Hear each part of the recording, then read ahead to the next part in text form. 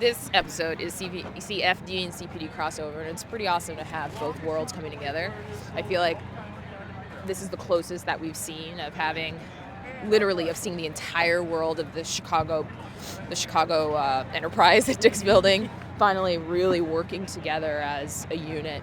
And it's pretty cool to see fire department and police department working together, because that's what happens here. They have to work together to help rescue people. It's fun to have this incredibly rich world of both departments, because there's so much room for relationships to develop, to crash and burn, for more relationships to happen, for conflict to happen. And that's what makes them real people.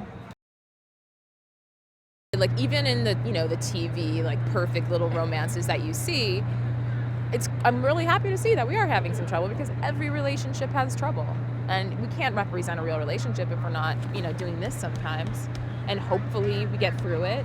And maybe you don't, but that's what being in a relationship is about, is sacrifice and compromise, trying to be empathetic and being respectful to each other. But we definitely have differing points of view about things like me becoming a firefighter, his injury, being honest with each other, the same stuff that all of us talk about with our partners at home. Obviously, this is pretty cool.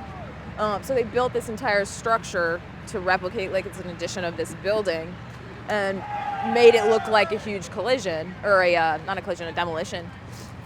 And this to me is like one of the coolest things I've ever done.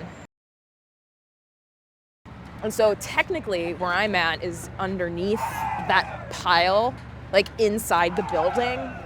So I'm supposed to be trapped there for the majority of this episode. It's pretty awesome having this huge crossover. So everyone from CPD basically is coming over here. All of CFD is involved too.